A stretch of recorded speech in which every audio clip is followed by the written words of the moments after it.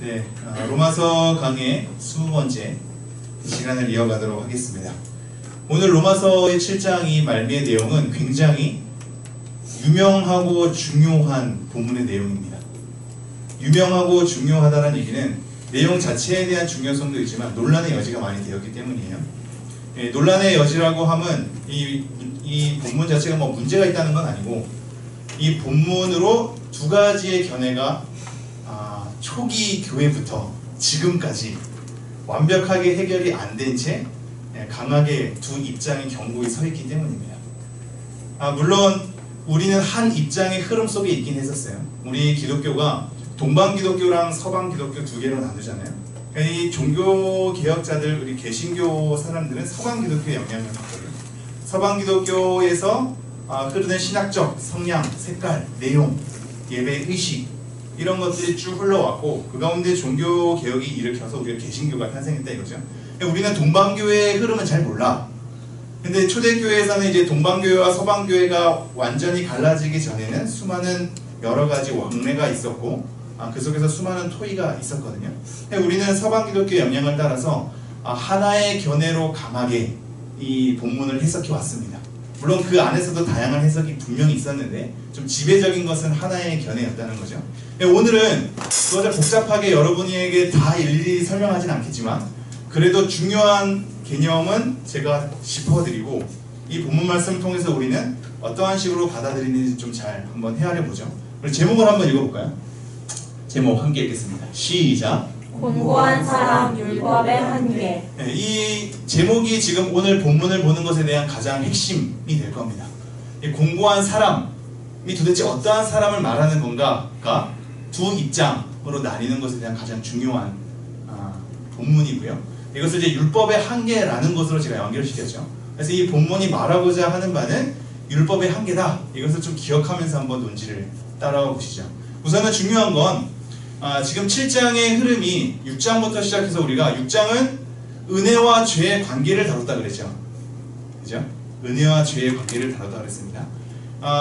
우리의 죄가, 우리의 비참함이, 우리의 연약함이 많이 하나님 앞에 노출되고 드러날수록 하나님의 은혜가 얼마나 큰지를 잘 얘기해주고 있죠. 그 속에서 그럼 죄를 더하게 하려고, 은혜를 더하게 하려고 죄를 더하겠느냐, 죄 안에 거주하겠느냐에 대한 질문이 6장으로 시작됐다면 이 7장의 흐름은 그것을 한 단계 정리하고 율법과 죄의 관계를 설명했습니다. 근데 이 죄라는 것이 얼마나 탁월한 기술을 갖고 있냐면 율법 자체가 우리에게 뭔가 스트레스를 주고 악한 것으로 착각을 일으킬 만한 탁월한 기술을 지녔다고 했죠. 그죠? 우리는 율법을 싫어하는 거야. 무엇을 하지 말라 해라 라는 이 율법의 패턴 속에 스트레스가 작용이 되고 죄책감이 작용이 되고 억눌리게 되면서 그렇게 제대로 살지 못하는 것에 대한 죄의 비참함이 증폭되면서 행복하지 않은 사람으로 절망 가운데 있을 수밖에 없는 사람으로 뭔가 우리 가운데는 자유가 없는 것처럼 이렇게 얽매여져 있는 것으로 연결이 되었다 이거죠. 도대체 이 율법이라는 것이 나에게 이렇게 힘겨움을 가져다 준다면 이 율법이라는 것은 과연 옳은 것이냐, 나아가서 선한 것이냐에 대한 질문이 연결됐던 겁니다. 그래서 지금 바울이 말하고자 하는 바는 율법은 선한 것이다 라는 것으로 저번 시간에 정리를 해줬죠. 율법 자체는 굉장히 선한 것이고 의로운 것이고 거룩한 것이다. 그런데 왜 우리가 율법은 선하지 않은 것만 같고 율법은 우리에게 무게만 주는 것만 같고 올가매는 것만 같고 힘겨움만 주는 것만 같은 것으로 착각하게 만드느냐? 그것이 죄 때문이다. 죄가 기회를 타서 그 계명으로 말미암아 나를 속였다 라고 얘기를 하고 있죠. 이 죄의 기술입니다. 죄는 죄 자체로서 추잡하고 더럽고 무서운 것으로 등장하지 않고 달콤하고 굉장히 멋지고 편안하고 괜찮은 것으로 드러난다고 했죠. 그래서 이 죄가 율법, 선한 목적으로 우리에게 던져진 율법마저도 우리가 악한 것으로 착각할 수 있게끔 만드는 탁월한 기술력을 지녔다고 했습니다. 자, 이러한 연결선상에서 우리가 지금 오늘 본문 말씀을 보는 겁니다. 율법은 선한 목적이야. 율법은 선한 목적으로 지어졌지만 이 죄라는 것이 선한 목적으로 던져진 율법을 악한 것이게끔 우리를 속이게 만든 엄청난 기술력을 지니고 있었어. 이거의 다음에 흐르는 본문인데 이 본문은 본문에 지금 굉장히 중요한 살펴볼 핵심의 내용은, 그렇다면 이 7장 14절부터 언급되는 25절까지죠. 14절부터 25절까지 언급되는 나라는 사람은 과연 누구인가에 대한 문제예요. 14절부터 25절까지 언급되는 나라는 사람이 과연 누구인가? 즉, 다시 한번 본문 말씀을 볼까요? 14절 보면, 우리가 율법을 신령한 줄 알거니와 나는 육신에 속하여 죄 아래 팔렸도다. 내가 행하는 것을 내가 알지 못하노니 곧 내가 원하는 것은 행하지 아니하고 도리어 미워하는 것을 행함이라. 만일 내가 원하지 아니하는 그것을 행하면 내가 이로써 율법이 선한 것을 시인하노니 이제는 그것을 행하는 자가 내가 아니고 내 속에 거하는 죄이라 라고 고백하는 이 나라는 사람, 이 화자가 도대체 누구를 말하는 것이냐? 물론 바울이 썼으니까 바울인 거죠. 지금 이 누구냐고 얘기할 때 그 사람 자체를 얘기하는 것이 아니라 나라는 존재를 어떠한 상태로 얘기하고 있는가에 대한 부분입니다. 이것이 두 가지 견해로 나눴었는데요. 첫 번째 견해가 중생하지 않은 자로 본 겁니다. 중생하지 않은 자. 두 번째는 중생한 자로 보는 거죠. 자, 중생이란 단어 자체도 여러분이 생소할 수 있는데, 원래 이런 중생이란 단어도 기독교 역사 가운데 통일적으로 사용되진 않았어요. 종교개혁자들은 이 중생이라는 용어 자체를 굉장히 폭넓게 썼거든요. 한마디로 구원받은 믿음을 가진 자를 통칭하는 것을 중생이라는 표현으로 썼어. 하지만 그 후대, 종교개혁자들 그 후대 세대의 사람들은 이 용어를 좀 더 세분화한 거예요. 그래서 우리가 수련회 때 회심, 칭의, 성화 이런 것들을 배웠잖아. 이러한 단계로 계속 나눴어. 그래서 여기는 중생의 단어를 좁은 의미의 중생과 넓은 의미의 중생으로 막 나눠서 사용했단 말이죠. 쉽게 얘기하면 중생은 결국 거듭남인 거거든요. 하나님의 자녀로 거듭나는 거. 그렇다면 이거를 거듭남으로 볼 때 지금 여기서 말하는 나라는 사람이 선을 원하고 있지만 그렇게 행하지 못한 자신에 대한 절망 가운데 있다고요. 물론 이 절망은 그냥 나는 한심해, 나는 엄청나게 하나님 앞에 벗어난 자야 라는 것에 대한 슬픔 속에만 갇혀있는 것이 아니라 이러한 절규 가운데 희망을 품고 있는 절규라고 볼 수 있어요. 내가 이렇지만 그리스도가 이렇게 인도할 것이다, 그래서 그리스도밖에 없다 라는 것으로 옮겨가는 희망의 절규라고 볼 수 있거든요. 어쨌든 내가 원하는 것은 선이나 선을 행하지 않고 악을 행하는 나의 이 비참한 상황 가운데 있는 나라는 상태가 믿음을 가지지 않은 자가 고백하는 것이냐, 믿음을 가진 자가 고백하는 것이냐의 문제예요. 자, 우리가 그동안 로마서 내용을 한번 잘 살펴봤을 때 어느 쪽에서 간 것 같나요? 잘 봐요. 말씀으로 돌아가야지 더. 14절에 보면 율법은 신령한 줄 내가 알았대. 근데 나는 육신에 속하여 죄 아래 팔렸대. 15절 내가 행하는 것을 내가 알지 못하노니 곧 내가 여기서 내가 알지 못한다는 거 난 왜 이러는지 도대체 모르겠어 이런 표현이야. 내가 원하는 것은 행하지 아니하고 도리어 미워하는 것을 행한대. 원하는 것이 뭐고 미워하는 것이 뭐예요? 원하는 것은 선한 목적으로 지은 율법이요, 그 율법의 가르침대로 살려고 하는 것이 원함이요, 미워하는 것은 뭐야? 죄의 법 이런 말이죠. 16절 만일 내가 원하지 아니하는 그것을 행하면 내가 이로써 율법이 선한 것을 시인하노니 17절 이제는 그것을 행하는 자가 내가 아니요 내 속에 거하는 죄니라. 자, 선한 마음은 갖고 있으나 악을 행하는 나, 그래서 내가 죄 아래 내가 팔린 것 같은 이 비참한 상황으로 절규를 하는 것이 중생, 믿음을 가진 자의 고백이에요, 믿음을 가진 자의 고백이에요, 믿음을 갖지 않은 자의 고백이에요? 가진 자. 가진 자라고 이렇게 딱 이렇게 흐름이 파악이 되나요? 그런데 왜 이렇게 논란의 여지가 되었을까가 오늘의 포인트인데요. 그동안의 서방 기독교는 어거스틴을 시작으로, 물론 그 전에도 그러한 사람들 많이 있긴 했지만 여러 가지 논란이 있었고, 서방 기독교의 가장 유명한 신학자 이래로, 어거스틴 이래로 종교개혁자들은 이 흐름을 따라서 중생한 자의 고백으로 봤어요. 이 중생한 자도 사실상 믿음이 좀 성숙한 자로 본 거야. 성숙한 믿음을 가진 자가 자기에 대한 죄를 인식하고 하나님 앞에 열심히 살고자 하는데 그렇게 살지 못하는 자기의 모습을 보면서 절망 가운데 있고, 내가 왜 이러한 원함을 있는데 이렇게 행하지 못할까에 대한 수많은 고뇌 속에서 이 발언을 한 것을 본다 이거죠. 근데 이것이 왜 우리에게 더 설득력이 있냐면 우리의 체험이 그렇기 때문이에요. 우리가 하나님을 믿고 나서 죄의 습성 때문에 이 습성에 있어서 완전 벗어나나요? 그렇지 않죠. 죄 습성 때문에 괴로워하잖아. 우리가 하나님의 말씀을 따라야 한다는 것도 알고 그렇게 따르고 싶은 마음도 있는데 그렇게 행하지 못하는 나의 삶을 보면서 내 스스로가 굉장히 죄책감과 절망 가운데 있을 때가 많잖아요. 체험적으로도 내가 구원받은 믿음을 소유했음에도 불구하고 죄랑 싸워서 지는 경우가 너무나 많아서 죄의 습성과 습관 때문에 제대로 살지 못하는 경우가 너무나 많아서 이것에 대한 절망과 절규를 내가 경험했거든. 이 경험상으로도 나는 이 본문이 나에게 와닿는 것이 되고 바울 또한 그런 고뇌의 가운데 있었구나로 위로를 받게 되기도 하면서 이것은 그 앞서 수많은 신학자들의 전통적인 견해이기도 했단 말이죠. 그래서 이것이 지배적이었고 그동안 지배적으로 많이 흘러왔어요. 그러나 과연 그렇게 볼 수 있는가? 오늘날에는 중생하지 않은 자로 보는 견해도 많아요. 똑같은 우리 개신교의 정통 신학을 가지고 있는 사람들 입장에서도 왜 중생하지 않은 자로 볼까요? 그것은 우리가 어렵게 가지 말고 쉽게 가보죠. 우리가 지금까지 로마서 6장까지의 패턴을 잘 생각해봐요. 6장 1, 2절의 질문이 뭐였죠? 6장 1, 2절의 질문이 뭐였어요? 함께 읽어볼까요? 시작. 그런즉 우리가 무슨 말을 하리요? 은혜를 더하게 하려고 죄에 거하겠느냐? 그럴 수 없느니라. 죄에 대하여 죽은 우리가 어찌 그 가운데 더 살리요?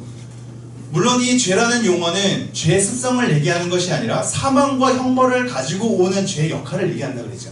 그 연결성 가운데에서 내가 죄의 삭신 사망을 받고 이것에 대한 형벌을 받는 것에 대해서 나는 해방됐다라는 의미로 죄에 대해서 죽었다. 나는 더 이상 죽음의 자리에 있지 않다. 죽음의 신분에 있지 않다. 옮겼다. 하나님의 자녀의 자리로, 영생의 자리로 옮겼다. 이렇게 옮긴 내가 죄의 습성이 있다고 해서 그 가운데 더 사는 것으로 착각할 수 있겠느냐? 그럴 수 없다 라고 얘기한다 그랬죠. 죄에 대해서 죽었다라는 표현을 계속 쓰는 거예요. 더 이상 죄에게 종로로 타는 삶으로 살지 않는다고 얘기를 하는 거야. 죄의 지배 가운데 있지 않는다고 얘기를 하는 거야. 그러니까 죄에 대한 그동안 해방을 맛보았단 말이죠. 우리가 죄에 대해서 더 이상 속하지 않는 자로, 죄에 대해서 죽은 자로, 이 죄에 대해서 자유함을 얻은 자로, 종노릇 하지 않는 자로, 우리 가운데 이제는 죄의 종노릇이 아니라 뭐가 가득하다 그랬죠? 의로움이 가득한데 이 6장의 마지막 흐름이 뭐죠? 뭐가 가득하죠? 뭐가 우리를 왕노릇 한다 그랬죠? 그러니까 생명 안에서 우리가 왕노릇 하는 거랑 하나의 핵심이랑 또 뭐가 왕노릇 한다고요? 6장 마지막에 보면 뭐가 우리를 왕노릇 해요? 자, 5장 마지막에 보면 5장 마지막에 보면 뭐가 왕노릇하죠? 은혜. 은혜가 우리를 왕노릇하기 때문에 은혜를 더하게 하려고 제 가운데 거하겠느냐는 질문으로 다시 또 시작했다 그랬죠. 자, 은혜가 우리를 왕노릇하잖아. 이제 우리는 죄에 대해서 죽었어. 죄에게 종노릇하지 않아. 죄의 지배 가운데 벗어났어. 자유함을 얻었어. 이러한 흐름 가운데 쭉 이어져 가고 있다가 잘 봐요. 그러다가 7장 14절 이렇게 시작되는 거죠. 우리가 율법은 신령한 줄 알거니와 나는 육신에 속하여 어떻게 했다고요? 죄 아래에 팔렸도다. 육신에 속해서 죄 아래에 내가 다시 팔렸대. 이걸 어떻게 봐야 돼 그러면? 죄에 대해서 죽었다 그랬고 죄에게 더 이상 종노릇하지 않는다 그러고 죄의 지배 가운데 머물지 않는다 그러고 나는 그것에 벗어난 자유함을 얻어서 내 안에는 은혜가 오히려 왕노릇하는 것 속에서 은혜의 지배 아래서 사는 신자로서의 삶을 내가 걸어갔다고 우리는 그동안 쭉 살펴봤잖아. 그런데 지금 뭐라고 얘기하냐면 나는 육신에 속하여 죄 아래 팔렸도다라고 얘기하는 거예요. 그러면서 문제 제기를 하죠. 지금 이게 중생한 자라면 내가 원하는 것은 선이나 내가 행하는 것은 악이야. 이것이 신자의 삶이라면 신자가 하나님 앞에서 사는 삶은 다 실패로 가득한 삶인 것처럼 보이는 거야.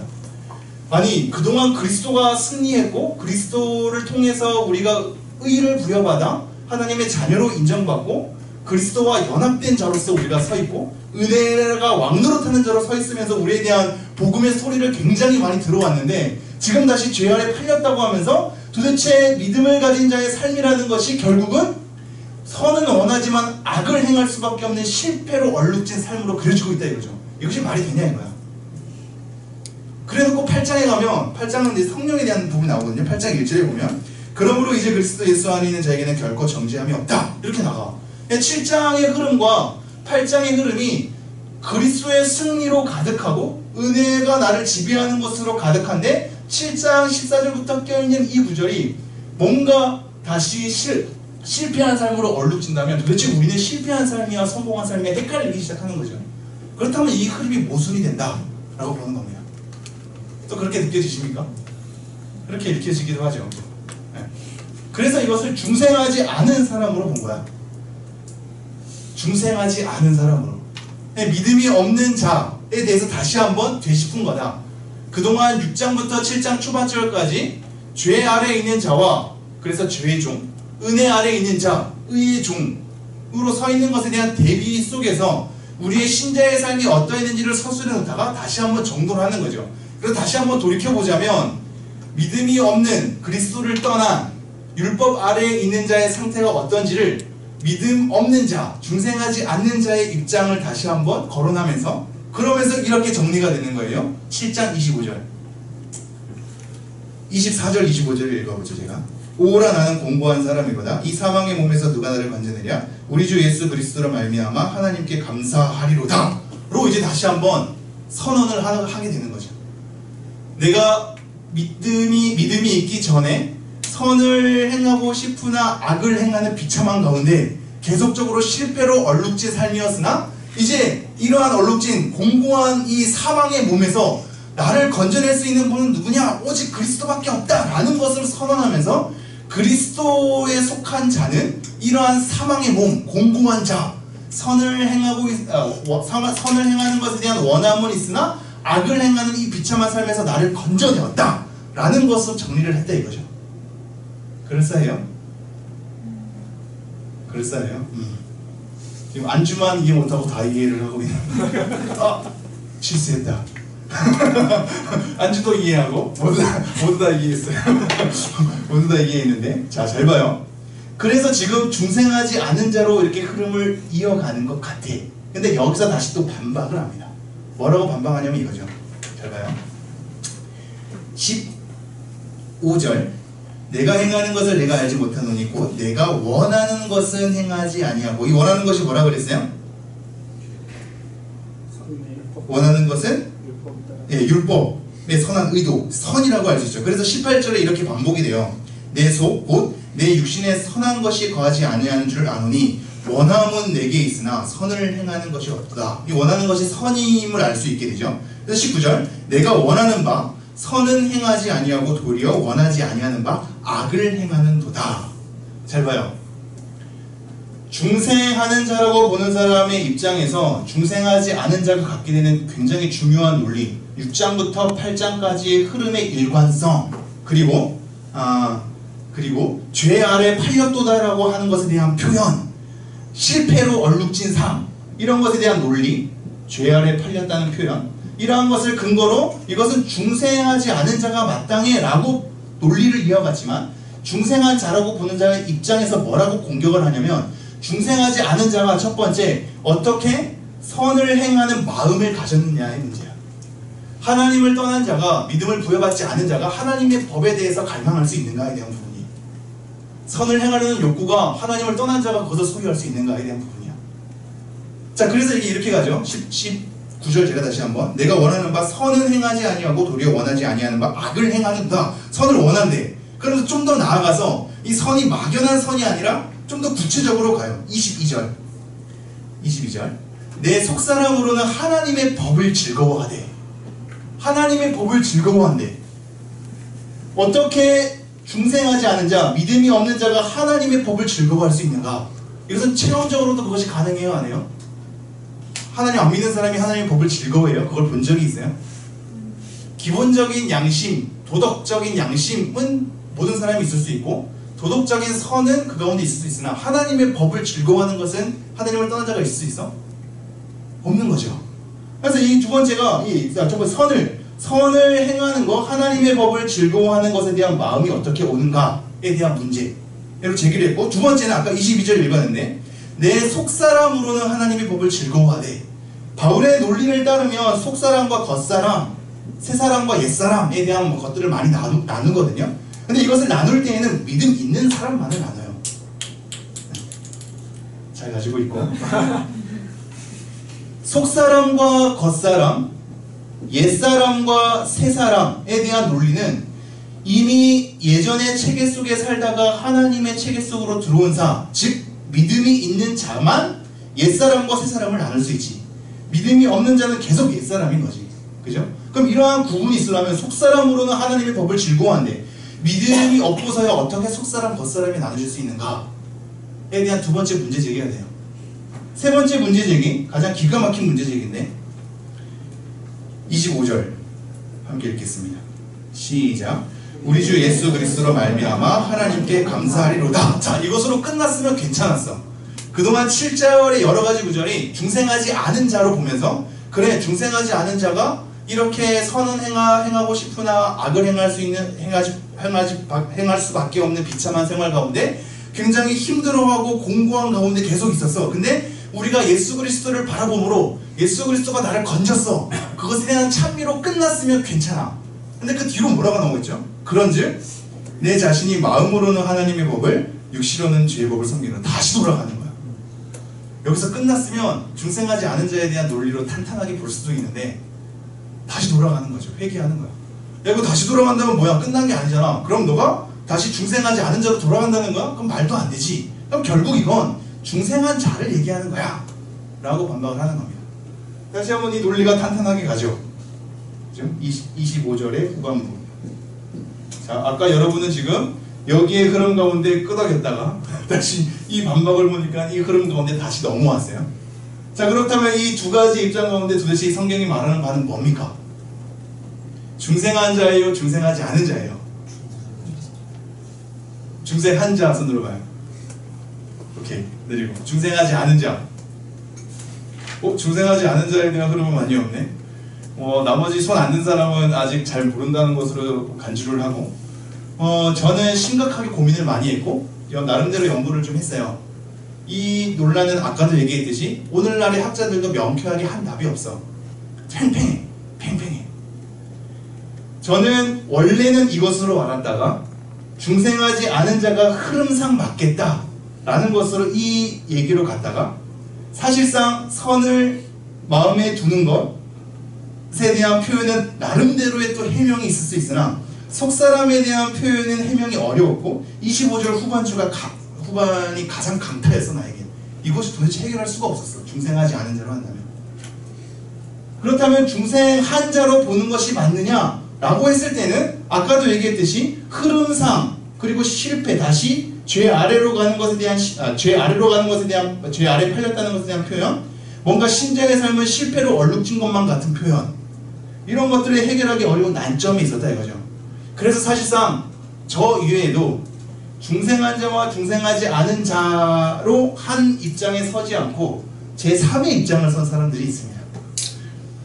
저는 이 제3의 입장이라고 보기 어렵기도 한데, 자, 그 부분을 좀 보죠. 뭐라고 보냐면 제가 세 가지만 한번, 비슷한 입장인데 세 가지예요.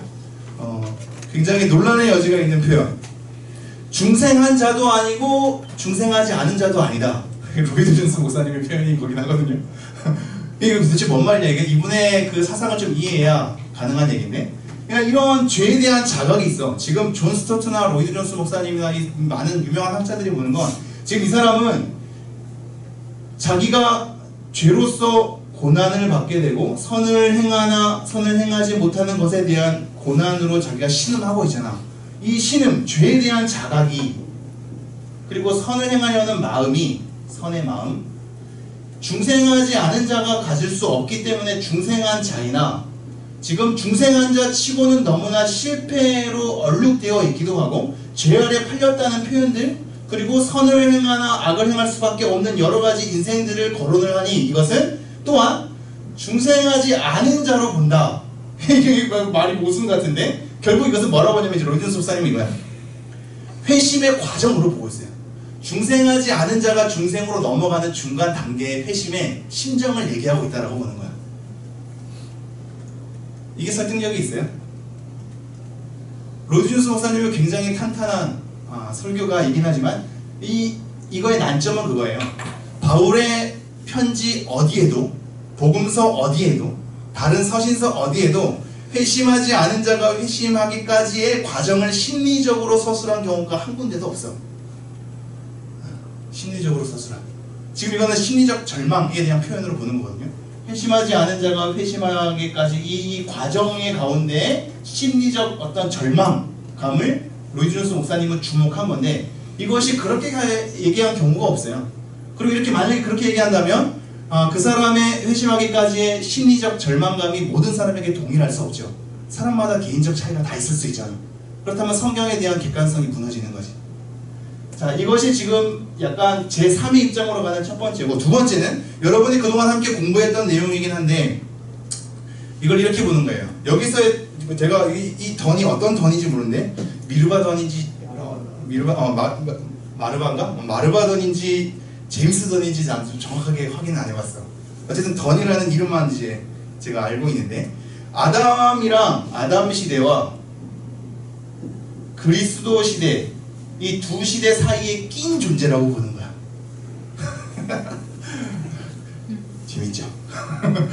아담 시대의 사람, 죄의 종으로 간 사람 우리가 그동안 살펴봤죠. 그리고 그리스도 시대로 넘어온 사람이 세 사람인 거죠. 그래서 그리스도의 종, 의의 종으로 된 사람, 죄의 종과 의의 종 가운데 낀 것으로 보는 거야. 자, 이렇게만 보면 뭐야 그게? 라고 할 수 있는데, 이것의 연결점은 거기에 있어요. 하나님 나라. 이미 시작된 하나님의 나라, 이미 시작된 하나님의 나라에서 아직 완성되지 않은 하나님의 나라, 이 사이에 이 낀 긴장관계를 우리가 저번에 한번 배웠잖아요. 그죠? 이 긴장관계 속에는 이미 우리가 하나님의 나라가 우리 가운데 실현됐지만 완전한 하나님의 나라를 우리가 아직까지는 성취되지 않았기 때문에 이 속에서 여러가지 어려움들을 겪을 수 있다. 그래서 아담 시대의 죄의 종으로 있었던 죄의 습성과 이제 우리가 의의 종으로 바뀌었던 신분 사이의 이 긴장관계 속에서 우리는 오락가락하면서 고뇌하고 절망하고 힘들어하는 거다. 이렇게 힘든 이유는 아직 완성된 하나님의 나라를 경험하지 않았기 때문이며, 그렇다고 중생하지 않은 자라고 보기 어려운 것은 이미 시작된 하나님의 나라 가운데 들어가 있기 때문이다 라고 보는 거예요. 그래서 합니까? 자, 마지막 세 번째는 존 스토트의 입장이긴 한데요, 율법을 나름대로 사랑하고 하나님의 복을 즐거워한다고 했잖아요. 나름대로 죄에 대한 자각이 있기 때문에 중생한 자라고 볼 수밖에 없다. 그런데 중생한 자라고 보기에는 이 사람의 삶에 대한 정도가 너무나 실패로 얼룩져 있다 이거죠. 그래서 이것을 뭐라고 보냐면, 존 스토트는 중생한 자라는 것을 시인할 수밖에 없으나 성숙한 자가 아님을 얘기하는 거예요. 성숙한 자가 아님을. 자, 아까 얘기했을 때 이 중생한 자는 그동안 종교개혁자들의 패턴에 의하면 믿음이 성숙됐기 때문에 죄에 대한 자각, 선을 행하는 것에 대한 욕구가 가득한, 그래서 이 사람은 더 하나님 앞에 깨어있으려고 하기 때문에 괴로운 절망 가운데 있는 믿음이 성숙된 자라고 봤다면, 지금 존 스토트는 그렇게 안 보는 거예요. 율법에 대한 사모함이 있고 나름대로 죄에 대한 자각이 있기 때문에 중생하지 않은 사람은 그럴 수가 없다. 중생한 자가 분명하나 이 사람의 삶이 실패로만 가득한 상황을 보니 이 사람은 성숙하지 않은 자다 라고 봐요. 근데 이것으로 끝나면 존 스토트 왜 이렇게 가벼워? 라고 할 수 있는데, 이게 좀 더 무기감 있게 가요. 뭐라고 가냐면 율법으로 가요. 율법으로 간다는 얘기는 이거예요. 이게 이제 여러분에게 좀 더 다가오는 측면으로 제가 간단하게 얘기한다면, 시간이 생각보다 많이 가서 이거예요. 우리는 신자야. 지금 우리가 계속 강조한 게 뭐였어요? 제가 여러가지 죄에 대해서 이미 벗어난 것을, 신분이 바뀌지 않음을, 하나님의 은혜 안에 들어온 자가 우리의 실패로 인해서 실패로 가지 않음을, 우리의 실패가 하나님의 실패를 가져오지 않음을, 이미 벗어난 자리가 다시 되돌려지지 않음을, 하나님의 신실하심 가운데 우리를 끝까지 몰고 감을, 이것을 계속 얘기했잖아. 그런데 이것을 제대로 인식하지 못하니까 자꾸 죄의 자리에 빠진 것만 같고, 하나님이 나에게 거부당한 것, 내가 하나님께 거부당한 것만 같고, 내 믿음이 온전한 믿음이 아닌 것만 같고, 내 구원이 취소되는 것만 같은 불안감 가운데 있다 그랬죠. 그래서 강조한 게 뭐였어요, 바울이? 이것을 알았느뇨, 이제 알았느뇨, 이런 표현을 했었다 그랬죠. 안다는 표현이 그래서 중요하다. 아는 것에 대한 중요성이 여기 있다. 인식한다, 자각한다라는 것을, 기억한다라는 것을 굉장히 중요하다는 표현을 썼죠. 존 스토트가 그런 흐름 가운데 있는 거야. 뭐냐면 분명히 믿음이 있는 자인데 그래서 자기 자신을 볼 때 죄책감도 있고 하나님 앞에 더 살고자 하는 욕망도 있는데, 이러한 사람이 지금 복음으로서 그리고 그리스도로서 지금 그리스도가 온전히 이루어냈고 복음의 은혜라는 것이 무엇인지를 온전히 이해한 것이 아니라 그리스도인이지만 율법 아래에 있는 자라고 생각을 하는 거예요. 그러니까 쉽게 말하면 여러분과 같은 인식이 팽배한 거죠. 아, 나는 율법을 잘 지켜야만 뭔가 이 구원을 내가 계속 유지할 수 있어. 믿음을 유지할 수 있어. 내가 하나님 앞에 뭔가 좀 잘 해야만 그럴 수 있어. 잘 못하면 나는 거부당할 거야. 거절당할 거야. 나는 여전히 하나님 앞에 제대로 서지 못하면 결국에 가서는 나는 지옥으로 떨어질 거야. 내가 뭔가를 좀 해야 돼. 내가 왜 이럴까? 아, 좀 어떻게 해야 되지? 라는 것에 대한 율법주의 패턴 가운데 있는 거죠. 그리스도인임에도 불구하고. 이게 가능해요? 안 가능해요? 가능하잖아요. 여러분이 지금 그런 경우가 많이 있잖아. 그죠? 그래서 그러한 사람들을 생각해서 중생한 자임이 분명하나 복음에 대한 이해와 그리스도에 대한 완성의 이해를 잘 하지 못하고 율법의 패턴으로 회귀해서 돌아가는 자, 그리스도인이나 율법의 패턴으로 회귀한 자, 그런 사람들을 얘기하는 것이다 라고 해요. 그래서 이것을 이런 사람들이 누가 있냐 라고 했을 때 대표적으로 유대인 그리스도인들이 그럴 수 있는 가능성이 크죠. 그래서 사실상 수많은 서신서를 보면 그리스도인으로서 교회 안에 들어왔는데 자꾸 율법적 패턴으로 돌아가려고 하는 사람들을 향해서 바울이 다른 복음을 전하면 저주를 받을 자다라고 얘기를 하는 거예요. 그런 사람들이 그 안에 있었던 거죠. 우리도 그럴 수 있는 거죠. 우리가 잘못된 착각, 복음의 이해에 대한 협소한 생각, 그리스도가 성취한 것에 대한 무지, 여전히 우리가 뭔가를 해야만 성취할 것만 같은, 무엇을 하지 않으면 떨어질 것만 같은 이 율법적 패턴의 불안감 속에 나를 자꾸 끼워 넣는 거죠. 그런 자에게 지금 바울이 다시 한번 얘기하는 거야. 복음이란 무엇인지, 그리스도가 이룬 의란 무엇인지, 그러한 상태에 있는 자들에게 다시 한번 그리스도께 인도하는 거죠. 그런데 이렇게 그리스도께 다시 한번 주목하게 한다 해도 우리가 죄에 넘어지고 하는 죄 습성이 있어요? 없어요? 있죠. 그래서 그런즉 내 자신이 마음으로는 하나님의 법을, 육신으로는 죄의 법을 섬기노라 라는 패턴이 계속적으로 언급될 수밖에 없는 이유를 존 스토트는 이것을 주목하고 있습니다. 좀 정리가 되나요? 와, 이것을 여러분과 함께 나눈다는 건 나에게 굉장히 뿌듯한 마음이 있는데 조금 길어지긴 했지만, 근데 잘 봐요. 여기서 더 나아가죠. 더 나아가죠. 이 흐름상 강조해야 될 것은 사실상 제가 다른 것도 여러분에게 많이 나누고 싶은데 제가 연구한 것 중에 재미난 것들이 많아서, 그러나 거의 좀 이거를 핵심으로 마무리하죠. 중요한 것은 사실 로마서 7장 14절에서 25절까지에다가 중생하지 않은 사람이냐 중생한 사람이냐에 대한 논지로 얘기가 되고 있지 않아. 그동안의 수많은 입장들은 이것으로 찬반이 갈리고 이 입장 이 입장으로 갈려서 팽배했었거든. 나름대로의 탄탄한 논리가 있었죠. 그리고 나름대로 약점도 있었던 거야. 그러니까 이것도 약점이 있고 이것도 약점이 있고 이것도 탄탄한 논리가 있고 이것도 탄탄한 논리가 있으니까 제3의 입장들이 등장하는 거죠. 근데 제3의 입장도 결국은 중생했으나 완전히 중생하지 않은 굉장히 오묘한 말로써 우리를 헷갈리게 하고 있다 이거죠. 근데 사실상 7장은 중생한 자와 중생하지 않은 자로서의 나를 쳐다보도록 우리에게 안내하고 있지 않고, 이것이 오늘 핵심입니다. 율법의 한계를 얘기하는 겁니다. 그것으로 절망하고 있는 사람이 중생했느냐 안 했느냐, 믿음이 있는 사람이냐 아닌 사람이냐를 바울이 소개하려고 하는 의도가 아니라 율법의 한계를 얘기하는 거예요. 왜 그렇죠? 6장의 내용이 뭐라고요? 은혜와 죄의 관계였잖아요. 7장의 내용이 뭐였죠? 율법과 죄의 관계거든. 그러면서 우리는 이 안에서 뭘 배웠죠? 율법의 위치와 역할을 배웠잖아 그동안. 그죠? 그럼 이런 율법의 위치와 역할을 서술하는 가운데 있어서 율법의 한계를 강조하는 거야. 이 율법의 한계를 강조한다면 이것은 두 가지가 다 속할 수 있어요. 중생하지 않은 자도 율법으로 하나님 앞에 설 수 없다. 중생한 자도 율법으로 하나님 앞에 설 수 없다를 강조하는 거야. 내용이 따라옵니까?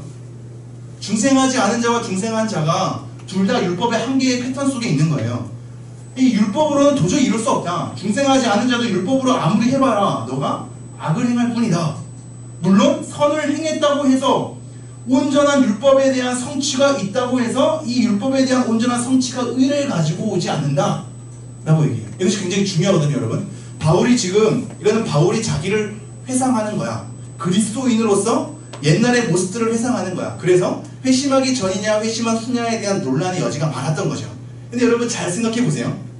바울은 사실상 바리새인으로 있을 때 율법을 잘 못 지키는 걸로 스트레스 받는 사람이 아니야. 본인은 율법에 의해서 무음한 자란 표현을 써요. 잘 지켰다는 거야. 근데 지금 여기서 말하는 건 뭐예요? 율법을 지키기 어려우니까 그리스도만 의지해 라는 거예요. 이것이 사실이긴 하나 이 본문에서 얘기하고자 하는 게 아니에요. 야 혜린아, 너가 율법을 아무리 지키려고 해봐, 너는 그런 마음이 있어도 율법을 지킬 수 없어. 그러니까 그리스도께 인도해. 이것을 이렇게 표현을 했어요. 걷는 것이 힘드니까 엘리베이터 타. 힘들지. 그렇게 하는 건 너 힘들어. 너 안 될걸? 그냥 그리스도께 그냥 탑승하면 엘리베이터 그냥 쭉 가. 이것으로 비유해요. 이렇게 지금 그리스도를 안내하고 있지 않고 율법을 온전히 다 지켜도 바울이 바리새인 때처럼 율법을 온전히 다 지켜도 그 율법의 완성으로는 의를 만들어낼 수 없다를 얘기하는 거예요. 그러니 중생하지 않은 자도 의를 만들어낼 수 없고 중생한 자도 의를 만들어낼 수 없어. 이것은 우리가 계속적으로 확인한 거잖아요. 아무리 우리가 믿음을 받았다고 해도 이후에 율법으로 우리가 어떻게 삶을 살아내느냐에 따라 우리의 천국과 지옥의 갈림길이 나오지 않죠. 그리스도의 신실함으로 이루어내는 거야. 그러니까 중생하지 않은 자도 율법의 한계 속에 갇혀 있으며 의를 만들어낼 수 없는, 중생한 자도 율법의 한계 속에 갇혀 있죠. 율법의 한계 속에서는 의를 만들어낼 수 없는 거야. 그러니 오로지 그리스도께로 우리를 주목하게 다시 한번 안내를 하는 거죠. 그리스도만이 그런 의를 만들어낼 수 있다. 율법은 연약하다. 죄가 율법을 가지고 도구로 활용해서 기회를 타서 이 율법이 악한 것이냐 이용할 수 있을 정도로의 율법의 상태밖에 안 된다. 율법이란 건 우리에게 선한 것을 막 만들어내지 않는다에 대한 율법의 한계를 계속 얘기하고 있는 거야. 율법은 선한 목적으로 지어졌지만 죄라는 놈 때문에 오히려 당해버려서 악한 것으로 취급되는 연약함이 있었고, 두 번째는 율법 자체가 우리를 잘 선을 만들어내는 것으로 이끌 수 없다를 얘기하죠. 그러니까 선을 원하는 것은 나에게 있으나 악을 행하는 거, 우리가 율법을 받았다고 이 말씀 막 이렇게 갑자기 하나 선언했다고 이 말씀 듣는 것으로 막 정신이 팍 깨어지고 막 내가 막 잘 살아지고 그렇지 않다는 거야. 너무나 중요하지 않아요? 문자적으로 말씀 읽는 거 하나만으로 여러분이 뭔가 달라진다고 생각합니까? 그렇지 않잖아요. 그렇지 않잖아. 그죠? 성령님이 역사하셔야 되는 거예요. 지금 이 말씀도 이렇게 하면은 막 믿음은 들으면서 나오고 계속적으로 들으면 믿음이 막 생기나요? 옆에서 계속 무전기 하나 들고 계속 말씀 계속 하면 믿음이 생기게? 그렇지 않잖아요. 계속 그걸 얘기하고 있죠. 믿음이 있어도 율법이 우리를 선을 행하는 사람으로 자연스럽게 만들어 놓지 않는다. 오히려 선을 행하는 게 있으나 악을 행하는 상태로 다시 한번 우리는 가게 된다. 이 율법은 너무나 한계가 있다. 율법이 의를 만들어내지 않는다. 율법을 온전히 지켜도 의를 만들어낼 수 없다. 그런데 율법을 제대로 우리는 지키지도 못한다. 에 대한 패턴 속에 계속 있는 거죠. 오직 그리스도만이 이 사망의 몸에서 나를 건져낼 수 있다. 건져내고 난 다음에도 우리는 여전히 마음으로는 하나님의 법을, 육신으로는 죄의 법을 섬기는 죄의 습성 가운데 있을 거다. 이 속에서 뭔가 율법을 행한다고 그 의가 만들어지는 거고 유지되는 것이 아니다. 그리스도만 의지하게끔 다시 한번 선언을 하는 겁니다. 이 내용들을 다 이해하셨습니까? 이거를 여러분과 나눌 수 있는 것에 대한 기회를 주신 하나님께 난 너무나 감사드리며, 이것을 여러분이 많이 이해를 한 것 같아서 굉장히 뿌듯한 마음이 있습니다. 이해하지 못한 사람은 다시 한번 유튜브를 통해서 잘 배우길 바라고, 이것을 기억하면서 여러분의 삶에 그리스도가 얼마나 중요한 위치와 인격적 존재로 있는지를 확인하시면서 하나님을 위해서 사는 삶이 우리에게 절망을 가져다 준다 하더라도 무너지지 않는 이 탄탄한 가운데 잘 서 있기를 소망합니다. 기도하겠습니다.